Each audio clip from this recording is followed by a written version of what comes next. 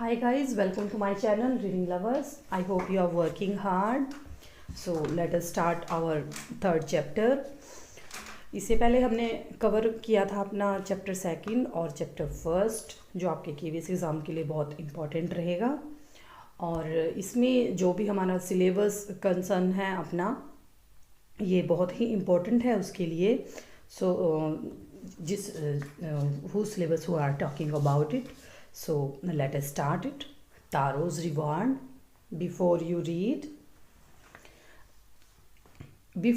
जैसे we oftenly say, जैसे जो भी हम लेसन स्टार्ट करते हैं तो हम बिफोर यू रीड थोड़ा सा एक हमें आइडिया हो जाता है कि ये किसके बारे में है, क्योंकि राइटर का अपना एक वे होता है अपनी स्टोरी को अपने लिसनर्स को समझाने का, कि जो मैं आपको अपनी स्टोरी के मीडियम से समझाना चाहता हूँ, क्योंकि ये एक कॉम्प्रिहेंशन वे का होता है कि भी जैसे जब भी राइटर जो हमें समझाना चाहता है वो अपनी एक दो लाइन में पूरा व्यू बता देता है, अपना एक सार उसका सेंस अपनी बता देता है। So let us start. This is a story about a thoughtful and loving son. तो इसी से ही हमें आइडिया हो गया है फर्स्ट लाइन से ही कि ये जो हम कहानी पढ़ने वाले हैं ये एक बहुत ही जो विचारफुल है, जो सोचने वाला है दूसरों के बारे में, और एक प्यारा एक लविंग सन के बारे में है, क्योंकि वो दूसरों का ख्याल रखता है। He works hard to fulfil his parents wishes and get some unexpected help. वो बहुत ज़्यादा वर्क हार्ड करता है, क्योंकि work hard is success of key, और वो अपने माता पिता की इच्छा पूरी करना चाहता है, उनकी हर विशेस को पूरा करना चाहता है, और कुछ अनएक्सपेक्टेड हेल्प, और कुछ ऐसी हेल्प भी चाहता है जो जिसकी हम कल्पना नहीं कर सकते। मीन्स ये जो सारी स्टोरी है ये इन 2-3 लाइंस के ऊपर ही डिपेंड है और इसी के सराउंडिंग ही चलती है। So let us start. A young wood cutter named Taro. अब यहाँ पर जिसका तारो रिवार्ड्स में, क्योंकि इससे हमें आइडिया हो गया कि this is the narrator of the story, कि एक यंग वुड कटर है, लकड़हारा है,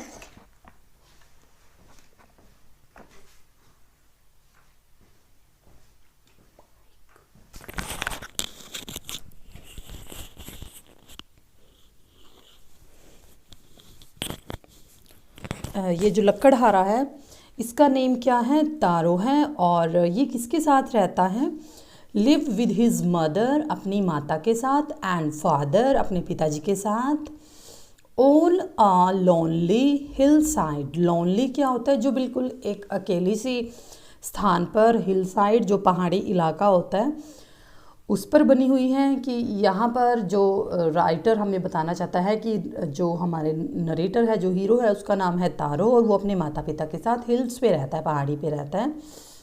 all day long he chopped would, कि सारा दिन, लॉन्ग मीन्स सारा दिन, चॉप्ड होता है कट इनटू पीसेस, यानी जैसे चॉप करते हैं, लकड़ियाँ काटते हैं, सारा दिन वो लकड़ियाँ काटता रहता है इन द फॉरेस्ट, जंगल में।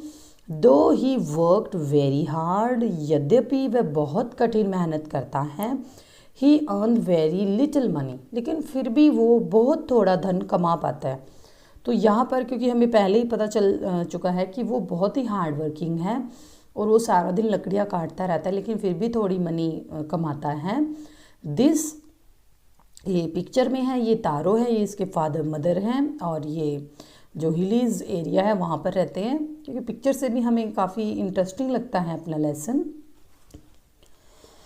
दिस मेड हिम सैड, और ये चीज़ उसे बहुत परेशान करती है, सैड करती है। For he was a thoughtful son, क्योंकि वो बहुत ही सोचता है कि मैं इतनी मेहनत करता हूँ और फिर भी मेरे पास जो मनी है वो बहुत थोड़ी आती है, धन बहुत थोड़ा आता है। And wanted to give his old parents everything they needed, और वो चाहता है कि उसके जो बूढ़े माता पिता हैं वो उनको हर चीज़ दे सके जिनकी उनको ज़रूरत है। ठीक है, वो बहुत ही थॉटफुल है और उनकी बारे में बहुत ही चिंता करता है।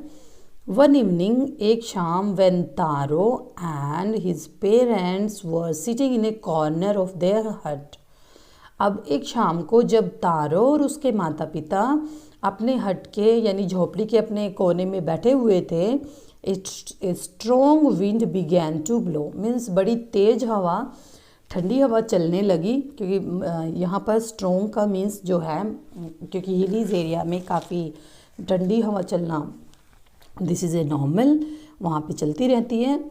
It whistle through the cracks of the हट।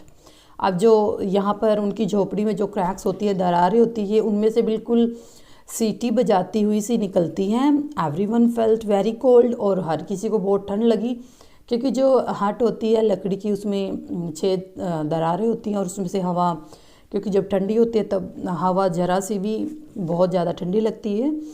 सडनली, अचानक, तारो's फादर सेड, अचानक से तारो के पिताजी ने कहा, I wish I had a cup of shake, कि अब मुझे ना एक कप ऑफ शेक की इच्छा हो रही है।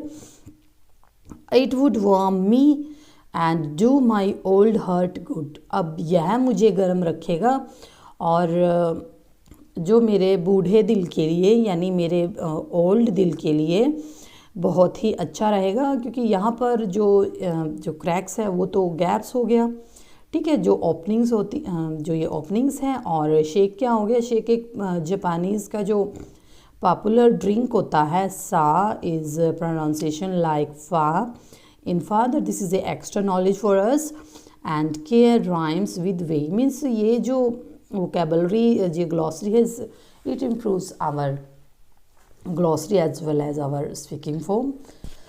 So now we move to third. This made Taro sadder than ever. अब इस चीज़ ने तारो को पहले से भी सैडर कर दिया, बहुत उदास कर दिया।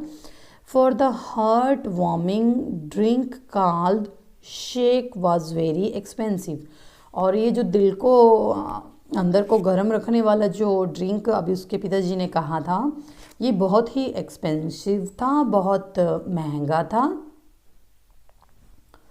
फिर ये क्या करता है, how do I earn more money.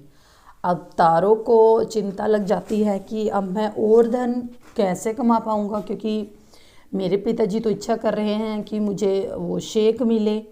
He asked himself, वो अपने आप से कहता है, जैसे हम अपने आप से कई बार सोचने लगते हैं कि अब मैं ये काम कैसे करूँगा। How do I get a little shake for my poor old father. अब वो कहता है कि मैं अपने बेचारे बूढ़े पिताजी के लिए कैसे थोड़ा सा शेक प्राप्त करूं, क्योंकि गेट का मीन्स प्राप्त करना होता है। He decided to work harder than before, और अब उसने क्या निश्चय किया कि वो पहले से भी ज़्यादा कठिन परिश्रम करेगा, मेहनत करेगा। नेक्स्ट है फोर्थ पैरा। नेक्स्ट मॉर्निंग, अगली सुबह, Taro jumped out of bed earlier than usual and made his way to the forest. अब उसने अपने मन में निश्चय किया था कि मैं बहुत ज़्यादा मेहनत करूँगा, तो वो बिल्कुल कूद के अपने बेड से उठ जाता है और उससे जिस टाइम वो जगता था उससे पहले वो जग जाता है और अपना जंगल का रास्ता शुरू कर देता है, यानी जंगल में जाने के लिए चलना शुरू कर देता है। ही चॉप्ड एंड कट, वो काटता जाता है यानी लकड़ियाँ काटता जाता है। And as the sun climbed, कि जैसे ही सूरज चढ़ना शुरू होता है, and soon he was so warm that he had to take off his jacket.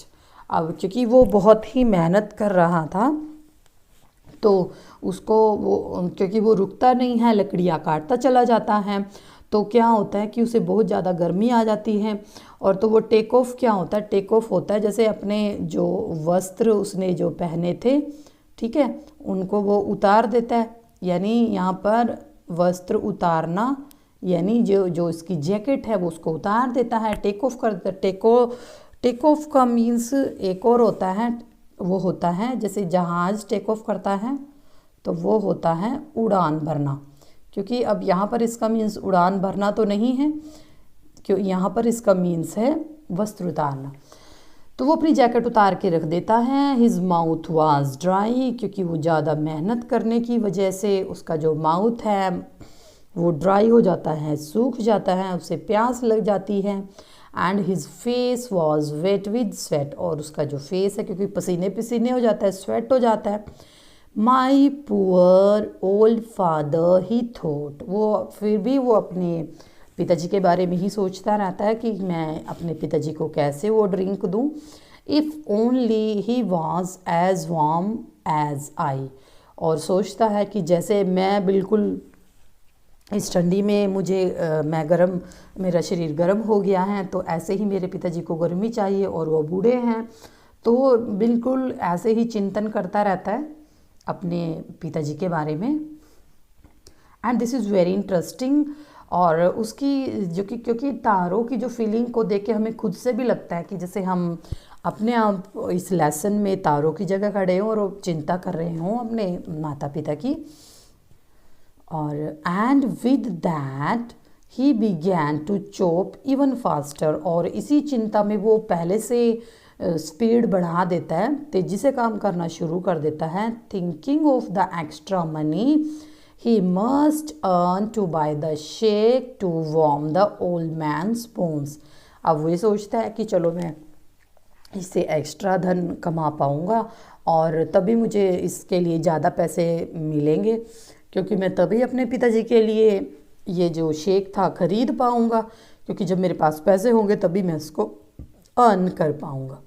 Then suddenly, अचानक, तारो स्टॉप्ड चॉपिंग। अब अचानक से क्या हुआ, जो तारो था वो चॉपिंग करना स्टॉप कर देता है, रुक जाता है वो, कि उसको शायद कोई संदेह हुआ। व्हाट वाज दैट साउंड ही, अब उसने सुना कि ये आवाज़ क्या थी, कि जैसे अचानक से हमें कोई आवाज़ सुन जाती है, और व्हाट ही हर्ड, क्योंकि उसको आवाज़ सुनी तो सोचता है कि क्या था ये, कुड इट बी, तो वो अपने मन में सोचते क्या हो सकता है, क्योंकि कुड है ना यहाँ पर। Could it possibly be rushing water, कि रशिंग होता है जैसे बहता हुआ पानी, जैसे पानी की जो बहने की आवाज़ जो सरसर कुछ इस तरह आती है, तो उसको रशिंग बोलते हैं। तो वो सोचते कि शायद ये बहता हुआ पानी है, कि मुझे वहम हो गया है। Taro could not remember ever seeing or hearing a rushing stream in that part of the forest. अब तारो सोच में पड़ गया कि भाई जहाँ मुझे याद है, यानी वो सोचता है कि मैंने शायद इससे पहले यहाँ पर बहता हुआ पानी ना तो देखा है और ना सुना है, क्योंकि ऐसे बोलते हैं ना, एवर सीइंग, ना तो देखा है और ना हियरिंग, ना सुना है, क्योंकि इस पार्ट में तो जंगल के इस हिस्से में तो पानी बहता ही नहीं है। ही वॉज थ्रस्टी, वह प्यासा था। The x dropped out of his hands, और जो एक्स था, जो उसका कुल्हाड़ा था, एक्स क्या होती है, कुल्हाड़ी,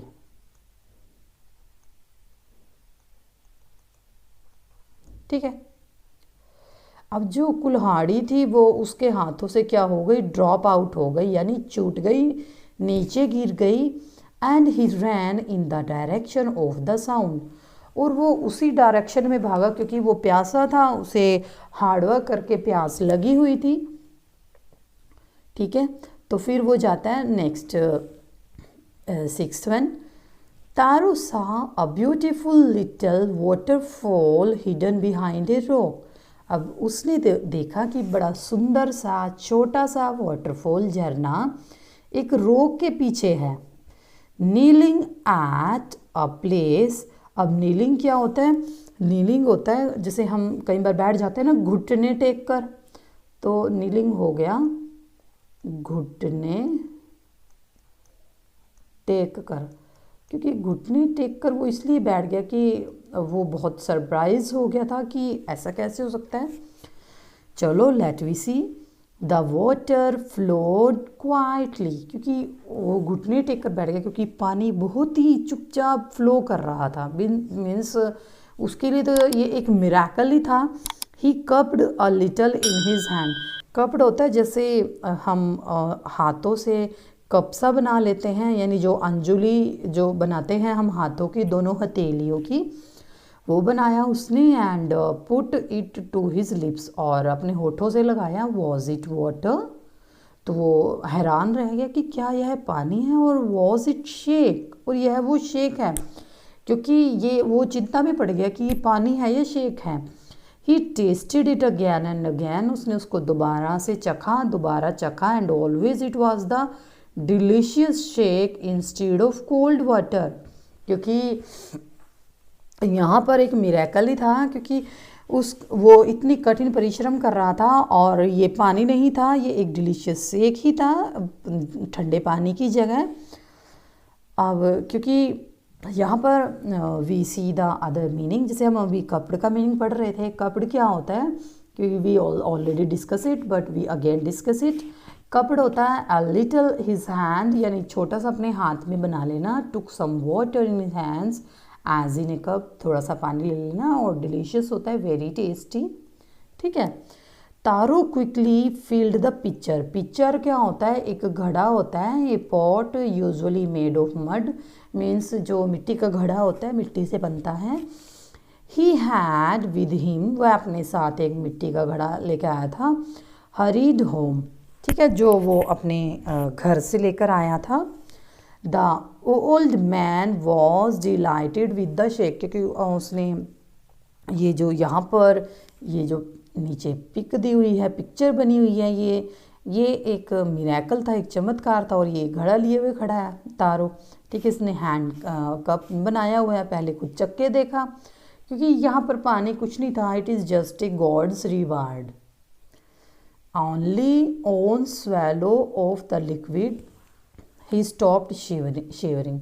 बिल्कुल जैसे एक घूंट स्वेलो होता है, निगलना, उसका जो शेक का जो थोड़ा सा घूंट उन्होंने पिया उसके फादर ने, और वो शिवरिंग होता है जो ठंड से कांपना, और वो कांपना बंद हो गया, यानी उन्होंने कांपना बंद कर दिया।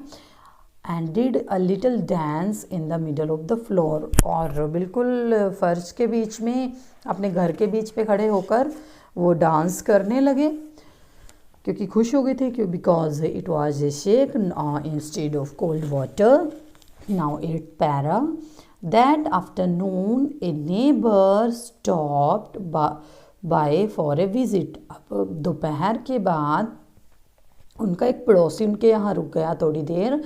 तारो's father politely offered her a cup of sake, क्योंकि तारो के जो पिताजी थे उन्होंने उसको बड़े ही प्यार से वो एक कप ऑफ़र किया, शेक का दिया।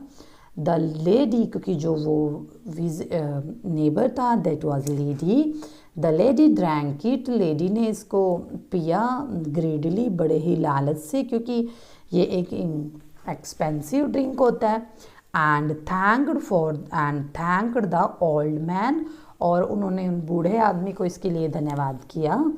Then Taro told her the story of the magic waterfall.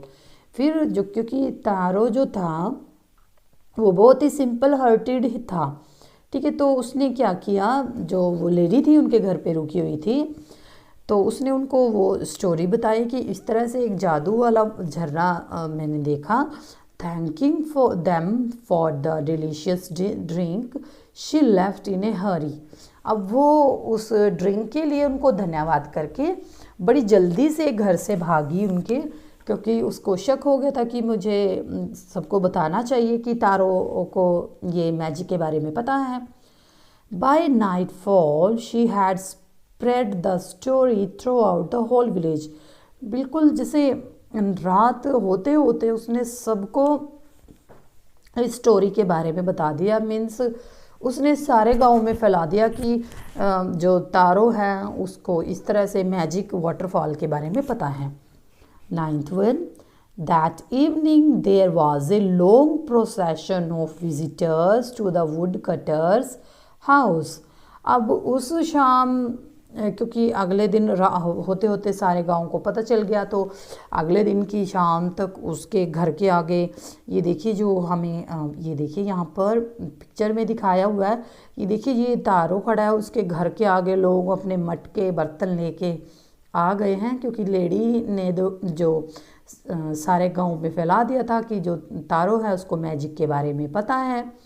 ठीक है, अब क्या था, each man heard the story of the waterfall. अब हर आदमी सुनना चाहता था कि वाकई ये सच है। टुक ए सिप ऑफ शेक, और एक थोड़ा सा जो सिप होता है घूंट उससे लेना चाहता था। इन लेस देन एन और द पिक्चर वाज एम्प्टी। अब बस आधे ही घंटे में जो उसके पास ये घड़ा था तारों के वो ख़त्म हो गया। ठीक है, next morning Taro started for work even earlier than the morning before. अब अगली सुबह तारो ने पहले दिन से भी जल्दी काम करना शुरू कर दिया। ही carried with him the largest picture he owned. अब वो अपने साथ अपने घर में जो उसके सबसे बड़ा घड़ा था वो लेके आया। ठीक है, for he intended first of all to go to the waterfall. अब इंटेंडेड होता है, इंटेंडेड का मीन्स उसने प्लान किया, सोचा कि चलो सबसे पहले मैं वाटरफॉल के पास ही जाता हूँ। व्हेन ही रीच्ड, जब वह वहाँ पहुँचा, he found to his great surprise all his neighbours there. अब उसने देखा कि वहाँ तो सारे के सारे पड़ोसी खड़े हैं। They were carrying pitchers, jars, buckets, anything they could find to hold the magic sake. अब वहाँ पर इतनी भीड़ लग गई थी और वो वहाँ पर ऑलरेडी थे, जो नेबर्स थे, पड़ोसी थे उसके, और उनके हाथ में घड़े थे, जार्स थे, जग थे, बकेट्स थे, बाल्टियाँ थी, जो भी मतलब उन्हें फंसा अपने घर से वो उठा के ले आए उस मैजिक शेक के लिए। ठीक है, देन वन विलेजर नेल्ट। अब क्योंकि यहाँ पर एक विलेजर उसके पास आया बिल्कुल घुटनों के बल बैठ के, and held his mouth under the waterfall to drink. क्योंकि नेल्ट तो वही घुटनों के बल वाला। ठीक है, तो जैसे ही उसका पड़ोसी उस वाटरफॉल को पीने के लिए, उसके पानी को पीने के लिए बैठा, he drank again and again and then shouted angrily. अब वो उसको बार बार पी करके देखता और चिल्लाया, वाटर, नथिंग बट वाटर। अरे यहाँ पर तो पानी है और कुछ नहीं है। वो इस तरह की वर्डिंग से चिल्लाया।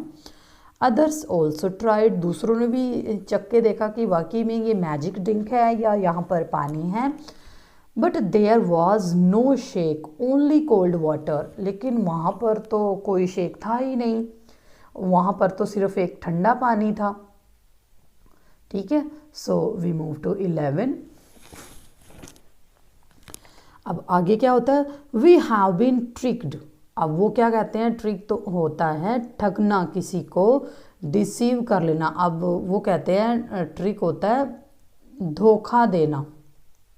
ठीक है, अब जो पड़ोसी हैं वो उसके ऊपर चिल्लाते हैं, क्योंकि वैसे तो उसने किसी को धोखा नहीं दिया, क्योंकि जो वुमेन थी उसकी पड़ोसी थी, उसने सारे गांव में फैला दी थी ये बात कि जो तारो है उसको मैजिक वाटरफॉल के बारे में पता है जिसमें शेक है। तो वो कहते हैं कि तुमने हमें धोखा दिया है। शाउटेड द विलेजर्स, चिल्लाते हैं, वेयर इज़ तारो, तारो कहाँ पर है। Let us drawn him in this waterfall, क्योंकि वो गुस्से से जलाने लगते हैं और कहते हैं कि चलो इस तारो को तो इसी वाटरफॉल में ही हम ड्राउन कर देंगे, डुबा देंगे। But Taro had been wise enough to slip behind a rock.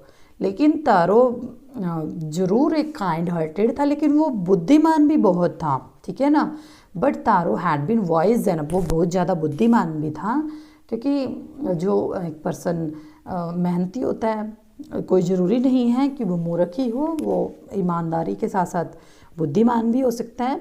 तो वो एक जो रॉक होती है उसके पीछे छिप कर ये देख रहा था, क्योंकि उसको अंदेशा था कि शायद ऐसा कुछ होने वाला है। वेयर ही सा हाउ थिंग्स वर गोइंग।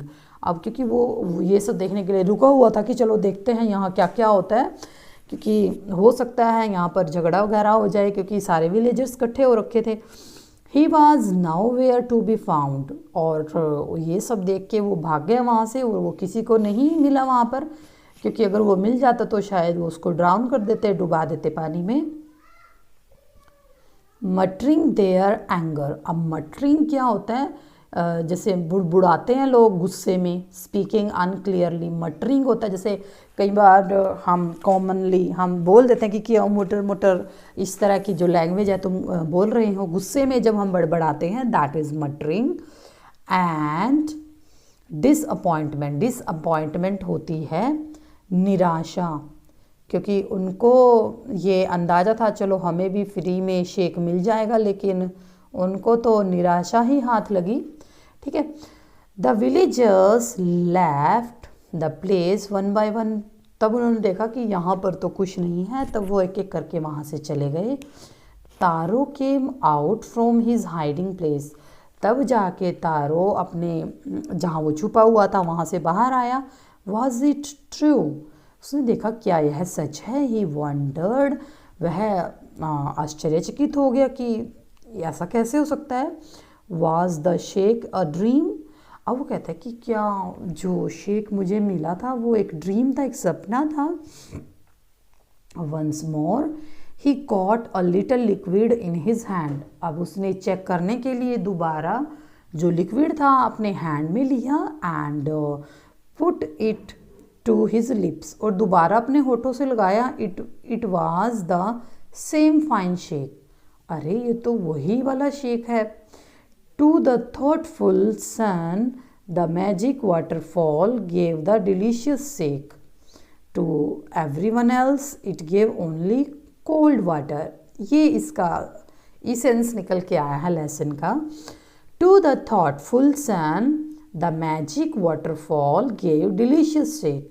ये जो वाटरफॉल था सिर्फ एक अपना, क्योंकि ये वो थॉटफुल सन था तारो, ठीक है, ये वाला, उसी के लिए ही वो मैजिक वाटरफॉल डिलीशियस शेक देता था, और हर किसी को वो सिर्फ केवल ठंडा पानी देता था, क्योंकि ये गॉड का वरदान था। मीन्स ये कह लो कि एक रिवार्ड ही है इस लेसन का नाम। गॉड ने उसको रिवार्ड किया था क्योंकि वो उसने अपने पिताजी की बहुत उसको चिंता होती थी, वो थॉटफुल था। The story of taro and his magic waterfall reached the emperor of Japan. क्योंकि जो तारो की स्टोरी और उसके मैजिक वाटरफॉल की जो स्टोरी थी वो राजा तक पहुंच गई जापान के। He sent for the young wood cutter. अब सेंट होता है, सेंट फॉर होता है बुलावा भेजना, कि उन्होंने उस वुड कटर को, लकड़हारे को बुलाया and rewarded him with 20 pieces of gold for having been so good and kind. और फिर उन्होंने उसको इनाम दिया, रिवार्ड किया 20 पीस सोने के जो टुकड़े होते हैं, और कि वो इतना अच्छा और इतना काइंड कैसे है, काइंड है, बहुत ही ज़्यादा ऑनेस्ट है, अच्छा है। Then he named the most beautiful fountain in the city after Taro. तब उन्होंने एक बहुत ही सुंदर फाउंटेन जो फवारा होता है सिटी का, उसका नाम तारो के नाम पर रखा। This said the emperor was to encourage all children to honor and obey their parents। और ये जो एम्परर का कहना था कि ये बच्चों को एनकरेज करेगा, सिखाएगा कि बच्चों को कैसे अपने माता पिता का ऑनर करना चाहिए, सम्मान करना चाहिए, और उनका ओबे करना चाहिए, उनकी हर आज्ञा का पालन करना चाहिए। क्योंकि ये जो स्टोरी है तारो की, ये हमें जनरली सिखाती है कि हमें अपने माता पिता का सम्मान करना चाहिए, उनकी हर इच्छा का सम्मान करना चाहिए, और माता पिता की बात को मानना चाहिए।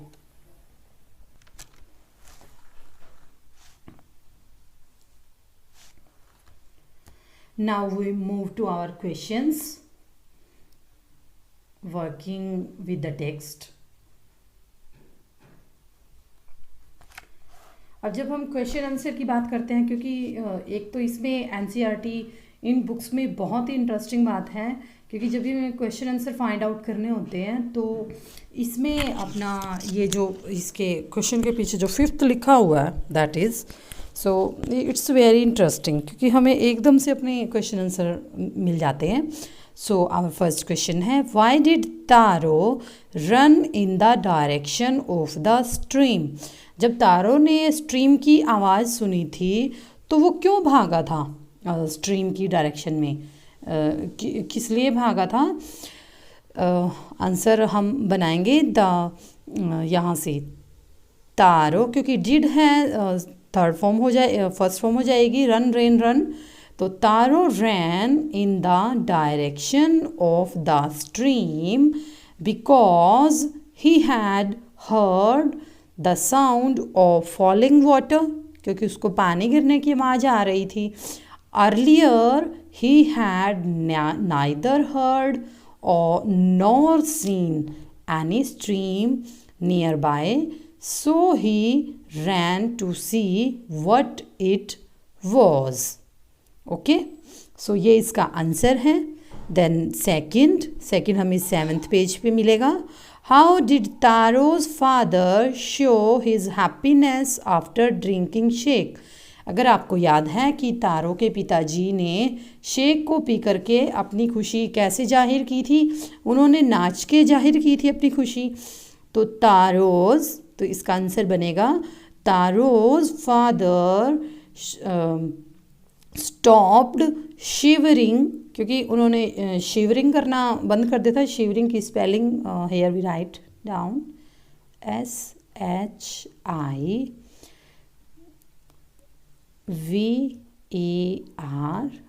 SHIVERING, shivering, and did a little dance in the middle of floor के बीच में खड़े होकर वो नाचने लगे थे।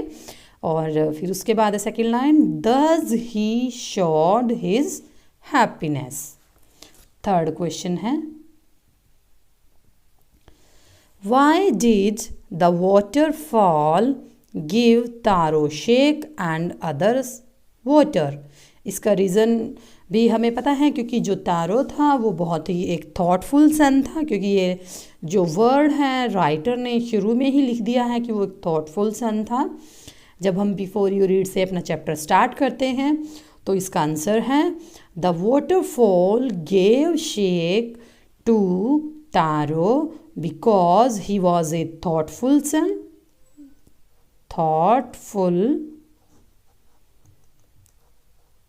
थॉटफुल सन था ना वो, क्योंकि उसको अपने पिताजी की बहुत चिंता रहती थी। It was his reward for his care of his old parents since no one else had that quality they got only cold water, क्योंकि किसी में ये क्वालिटी नहीं थी इसलिए सभी को ठंडा पानी मिलता था और उसे रिवार्ड के रूप में शेक मिला था। फोर्थ क्वेश्चन है, why did the villagers want to drown Taro? Villagers Taro को क्यों डुबाना चाहते थे? क्योंकि उनको लगता था कि तारो ने उनको ट्रिक किया है, चीट किया है। तो आंसर है the villagers wanted to drown Taro because they thought that they had been tricked by them. ठीक है, उसने उनको ठग लिया है, इसलिए इसी करके वो उसको डुबाना चाहते थे। सेकेंड लाइन है, Taro had told them that the waterfall gave sake they were getting cold water, क्योंकि तारो ने उनको कहा था कि उसको तो शेक मिल रहा है और उनको ठंडा पानी मिला था, इसलिए वो एंगर हो गए थे। फिफ्थ है, वाई डिड एम्परर रिवॉर्ड तारो? तारो ने, ये लास्ट में है, लास्ट लाइन्स में है इसका आंसर 13 पेज पे, जो मीन्स ये पैरा है। तो यहाँ पर है the emperor rewarded Taro for being very good and kind towards his parents. ठीक है ना, ये लाइन बहुत इम्पॉर्टेंट है, being very good and kind toward his parents। Okay, ये लाइन बहुत इंपॉर्टेंट है इसमें। This was the emperor's way to encourage all children to honor and obey their parents. So we move to B section. Mark the right item. कि जो इसमें right है, क्योंकि इसमें हमें एक सेक्शन चूज़ करना है. सो फर्स्ट वन है तारो अर्न वेरी लिटल मनी, क्योंकि इट्स वेरी इजी, क्योंकि वो लिटल मनी क्यों कमा पाता था. He did not work hard enough. The villagers did not need would. The price of would was very low. क्योंकि इसका एक जेन्युइन रीज़न है, तो इसका आंसर बनेगा थर्ड. जो प्राइस थी वुड की वो बहुत लो थी, तो हमारा जो आंसर है थर्ड है, क्योंकि वो इतनी मेहनत करता था तब भी कम ही कमा पाता था. सेकंड है Taro decided to earn extra money. उसने क्यों डिसाइड किया एक्स्ट्रा मनी के लिए. To live a more comfortable life, to buy his old father some sake, to repair the cracks in the hut. क्योंकि वो बहुत ही थॉटफुल सन था, तो उसने एक्स्ट्रा मनी किस लिए की थी. To buy his old fathers some sake, अपने बूढ़े पिताजी के लिए कुछ शेक प्राप्त करने के लिए. तो हमारा जो राइट आंसर है सेकंड है. Third one, the neighbours left Taro's hut in a हरी. जो वो नेबर थी वो उसके हट से इतनी जल्दी से क्यों भागी थी. Because she was delighted with the drink. खुश हो गई थी वो पी करके. She was astonishing to hear Taro story. वो बहुत ही आश्चर्यचकित हो गई थी. She wanted to tell the whole village about the waterfall. तो वो सभी को इसके बारे में बताना चाहती थी. वो क्यों भागी थी, क्योंकि वह सभी को ये स्टोरी बताना चाहती थी. तो जो हमारा राइट आंसर है third, she wanted to tell the whole village about the waterfall. Then next, working with the language. ये जो सेक्शन होते हैं हमारे लेसन के बाद, दैट वाज वेरी इंपॉर्टेंट, क्योंकि कई बार एग्जामिनर क्या करते हैं वो इसमें से डायरेक्ट ही क्वेश्चंस उठा के दे देते हैं. Then strike off the words in the box below that are not suitable. Strike off होता है. स्ट्राइक ऑफ का मीन्स होता है कि आपको लाइन डाल देनी है इनके ऊपर कि जो वर्ड सुटेबल नहीं है. Taro wanted to give his old parents everything they needed. This shows that he was, क्या था वो. ठीक है, तो यहाँ पर देखिए thoughtful, hardworking, loving या honest. तो आपको उसके ऊपर लाइन डाल देनी है, क्योंकि thoughtful तो राइट है. हार्डवर्किंग था इसमें, क्योंकि ये लाइन के हिसाब से करना है ना हमें.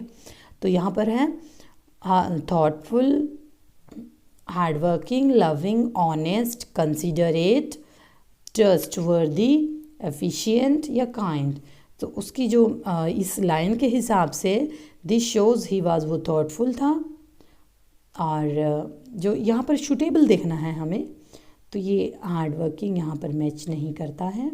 देन लविंग मैच करता है. ऑनेस्ट, क्योंकि जो लेसन के अकॉर्डिंग हम इसको कर रहे हैं ये नहीं, क्योंकि इसमें क्वालिटी हार्डवर्किंग की भी है और ऑनेस्ट की, लेकिन यहाँ पर थॉटफुल सबसे ज़्यादा राइटर ने यूज़ किया है. कंसिडरेट, ट्रस्टवर्दी, क्योंकि हमें शूटेबल इसके हिसाब से चूज़ करना है. एफिशिएंट. बाकी ये सारे जो चार वर्ड्स रहते हैं, he was thoughtful, loving, considerate और काइंड, ये वाले वर्ड ही राइटर ने यूज़ किए हैं. देन नेक्स्ट, तो इस तरह आपको जो वर्ड जिसकी नीड है वो इसमें उनके ऊपर लाइन डाल देनी है. This made Taro sadder than ever. This refers to, इस चीज़ ने यानी इसने उसको बहुत ही परेशान कर दिया. A strong wind that began to blow, Taro's father old age, Taro's inability to buy expensive shake for his father. I think it is very easy because उसको सैडर क्यों कर दिया, क्योंकि जो तारो की इनएबिलिटी थी उस शेक को खरीदने में. जो हमारा राइट आंसर है ये थर्ड वाला है. Then next, this said the emperor was to encourage all children to honor and obey their parents. ये लाइन क्या रेफ़र करती है. This refers to the most beautiful fountain in the city, rewarding Taro with gold and giving the fountain his name and sending for Taro to hear this story.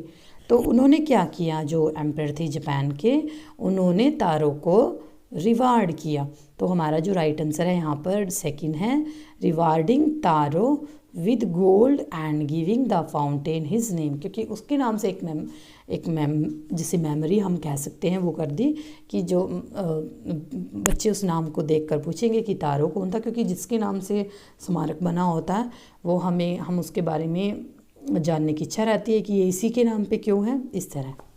Then next है C, arrange the words in pairs that rhymes, क्योंकि ये language से related हैं कि जो यहाँ पर pairs में दिए गए हैं राइम्स मैच करनी है, जैसे यंग लंग, मनी सनी। ठीक है, तो इस तरह से आपको यहाँ पर इनका मैच इट करना है। तो हम देख लेते हैं, जैसे यंग का लंग हो गया, और आप इसको जैसे नंबरिंग से भी लिख सकते हैं, जैसे यंग के साथ आपका 1 है तो ये लंग हो गया, ये भी 1 हो गया। देन सैड के साथ क्या मैच करता है, सेम ही साउंड होती है, सैड बैड, तो ये सेकंड हो गया, सैड बैड। फिर आता है साउंड मनी का भी ऑलरेडी किया हुआ है सनी, तो इसमें सनी कहाँ पर है, ये है थर्ड। इससे आपको इजी हो जाएगा क्योंकि मैच इट करना है ना राइम्स को। देन चॉप का हो जाएगा, चॉप 4th नंबर पे है तो चॉप का हो जाएगा आपका स्टॉप, दिस इज़ 4th। आप चाहें तो इसको लिख भी सकते हैं। देन लास्ट का हो जाएगा फास्ट, तो 5th नंबर पे फास्ट है, ये लास्ट और ये भी 5th। ठीक है, तो आप इसको साथ साथ लिख भी सकते हैं। और फिर आ जाएगा वे का हो जाएगा, इसमें वे के हिसाब से डे बना हुआ है तो ये 6th नंबर पे आ जाएगा, वे डे। तो ये आप ज़रूर करिए, ये इम्प्रूव करता है आपकी लैंग्वेज को। वैक्स एक्स, ये देखिए ये 7th पे, ये भी 7th पे। ठीक है, तो आप ऐसे लिख सकते हैं इसको, जैसे वैक्स है, वैक्स एक्स। ठीक है, और यहाँ पर जैसे ये चॉप है, आप इसको ऐसे इस तरह भी आप इसको अपनी टेक्स्ट में लिख सकते हैं। Then next,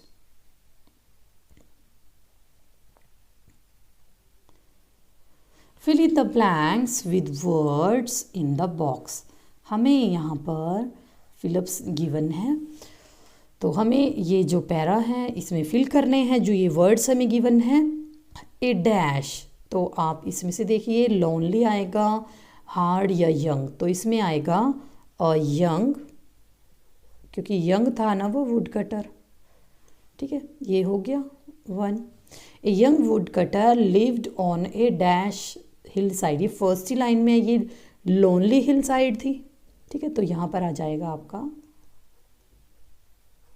lonely hillside. He was a dash son, ये तो बहुत ही इंपॉर्टेंट है, थॉटफुल सन था वो। ठीक है, तो वो क्या था, thoughtful son. Who worked dash, work के साथ हार्ड, क्योंकि बहुत ही हार्ड, बहुत ज़्यादा वर्क करता था वो। हु वर्क हार्ड, यहाँ पर ये 4th हो गया, हु वर्कड हार्ड, क्योंकि तारो बहुत मेहनती था।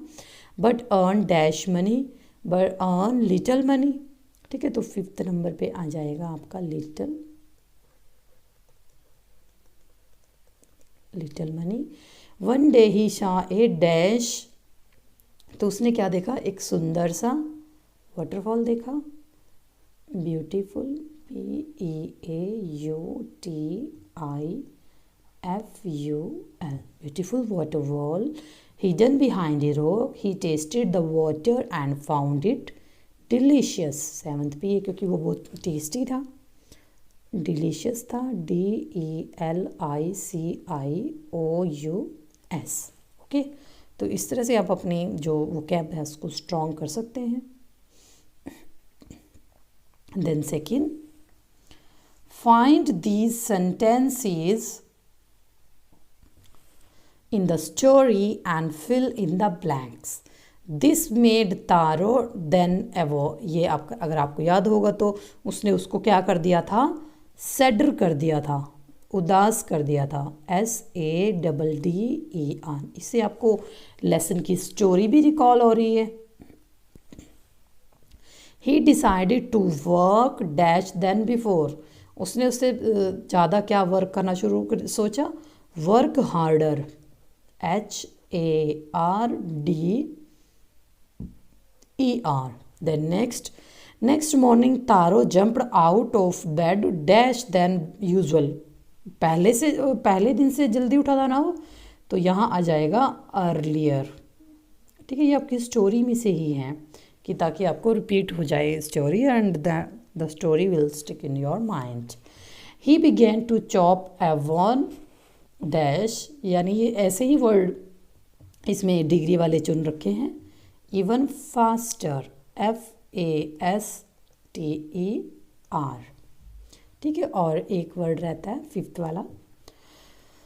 Next morning Taro started for work even then the morning before. The same ही है ये, क्योंकि ये भी इसमें भी अर्लियर ही आएगा, क्योंकि दूसरे दिन ही उसको वाटरफॉल मिला था। देन आगे आ जाता है हमारा speaking and writing. Speak the following sentences clearly but as quickly as you can. Learn them by heart. ये जो आपके यहाँ पर sentences given है, never ignore it. आप इन्हें ज़रूर पढ़िए, इससे आपकी जो फ्लुएंसी है, प्रोफिशिएंसी, इससे हमारी डेवलप होती है। ठीक है, और ये जो दे रखा है, listen to these children what are they talking about, और ये भी ज़रूर पढ़िए, क्योंकि कई बार हम इनको छोड़ देते हैं कि चलो these are boring, but these are not boring। ये इम्प्रूव करते हैं हमारी ग्लॉसरी को। So you have to do it's your own. ये आपकी जैसे एक्स्ट्रा नॉलेज है उसके लिए हैं। Then dictation. अब डिक्टेशन में देख लेते हैं, डिक्टेशन में क्या गिवन है यहाँ पर। योर टीचर विल स्पीक, क्योंकि कई बार हम इनको छोड़ देते हैं कि चलो नहीं, कोई ज़रूरी नहीं है, लेकिन आप इसको ज़रूर करिए। It is interesting as well as improve your language. Your teacher will speak the words given below. Write against each two new words that rhyme with it. जैसे बेड हो गया तो ये आपको सोचने पे मजबूर करेगा कि इस जैसे कौन से वर्ड हो सकते हैं। जैसे बेड हो गया और बेड, रेड, वेड। ठीक है, जो उनका मीन्स भी होना चाहिए। जैसे वैक्स हो गया, वैक्स के साथ हो गया फैक्स, और एक हम और we have already discuss it ex, क्योंकि ये आपके लेसन में भी आया हुआ है। तो ये इम्प्रूव करता है, माइंड को तेज करता है। जैसे फास्ट हो गया, फास्ट के साथ हमने एक किया था last, fast, last, cast, means rhyme same होनी चाहिए। चॉप, चॉप के साथ क्या था, चॉप, शॉप, ड्रॉप। ठीक है ना, मॉप, इस तरह से। देन यंग, यंग के साथ क्या था, लंग था, लंग भी हो सकता है, यंग, लंग, रंग या टंग, आप कुछ भी लिख सकते हैं जो इसी की सेम साउंड का हो, टंग। ठीक है, तो इस तरह से आप अपनी वोकैब को इम्प्रूव कर सकते हैं। ठीक है, एंड नो योर कंट्री। तो यहाँ पर एक एक्स्ट्रा नॉलेज हमें गिवन है, और इसका जो आंसर है वो आपके पेज नंबर, इसी बुक में ही गिवन है, पेज नंबर 40 पे। ठीक है, ये क्या है, which are the two states that flank New Delhi's border. तो ये आपका मैप वाला क्वेश्चन है कि दिल्ली के बॉर्डर पे कौन से टू स्टेट्स हैं। Name the states through which the Narmada flows, और नर्मदा कहाँ बहती है, तो you can see on your page number 40। So now we move to our interesting poem, The Quail. The Quail क्या होता है, क्योंकि The Quail is Quail क्या हो जाता है, जैसे in simple means we say it, झगड़ा, झगड़ा ही होता है, लड़ाई जैसे।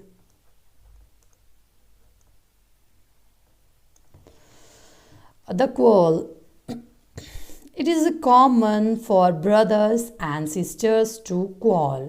बिल्कुल, जो ये एलेनोर फार्जियन जो हमारा पोइट हैं, इन्होंने बड़े ही अनोखे से अंदाज में इस पोएम को लिखा है और हमें पढ़ते हुए इसको ऐसा लगता है कि हमारी ही बात हो रही है। तो वो क्या कहते हैं कि it is common for brothers and sister to quarrel, की बड़ी कॉमन सी बात है भाई बहनों का लड़ना।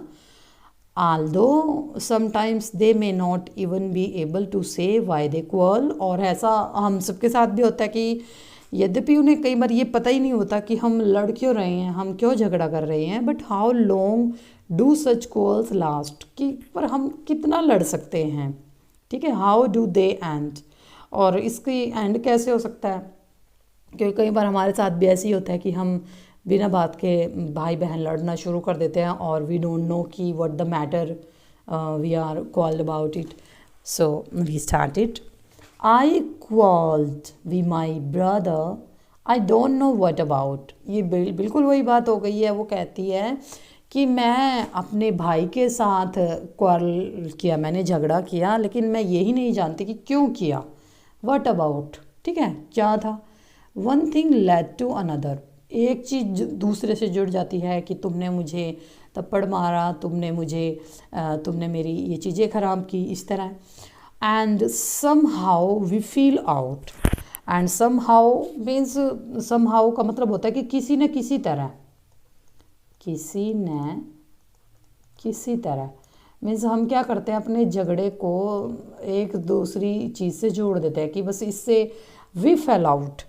फेल आउट मीन्स गिर जाते हैं। The start of it was slide, कि किसी न किसी तरह ये शुरू हो जाता है। शुरू में तो ये हल्का सा होता है।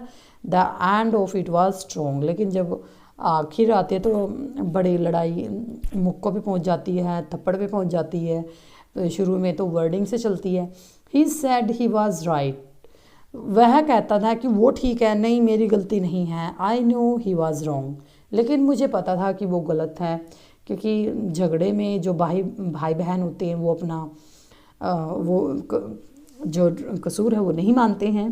वी हेटेड वन अनदर, और हम क्या करने लगते हैं, एक दूसरे से नफरत करने लगते हैं, क्यों, तुमने झगड़ा किया था, ठीक है। द आफ्टरनून टर्न ब्लैक, और दोपहर के बाद तो बिल्कुल बुरा ही हाल हो जाता है कि लड़ाई और ज़्यादा बेकार हो जाती है। Then suddenly my brother thumped me on the back, और तब अचानक से मेरे भाई को पता नहीं क्या होता है, वो मुझे थंप कर देता है, मेरे पीठ पे एक मुक्का ही मार देता है। And said oh come along, अरे बहन कोई बात नहीं, चलो साथ आओ। We can't go on all night, हम सारी रात ऐसा नहीं कर सकते। It was in the wrong, अरे ये तो सब गलती से हो गया। So he was in the right, चलो अब ठीक कर लेते हैं।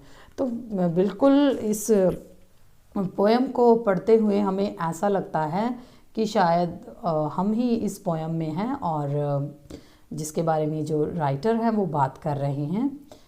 बिल्कुल वी जस्ट टॉकिंग अबाउट, और जो यहाँ पर ये जो राइटर हैं, जो पोएट हैं, वो कहते हैं कि हम एक दूसरे से बिल्कुल ऐसे घृणा कर रहे थे कि जब तीसरा हमारा जो पहर यानी दोपहर का टाइम बीता, और अचानक से मेरे भाई ने मुझे थपथपाया, चलो आओ भी, कोई बात नहीं, ऐसा गलती मेरी थी, ठीक है ना। I was in the wrong, तो यानी कि मैंने अपना कसूर नहीं माना, हार के लास्ट में उसने ही कहा चलो ये मेरी गलती थी, अब तुम मान जाओ। So we come, this is very interesting poem. Then we come to the poem, working with the poem.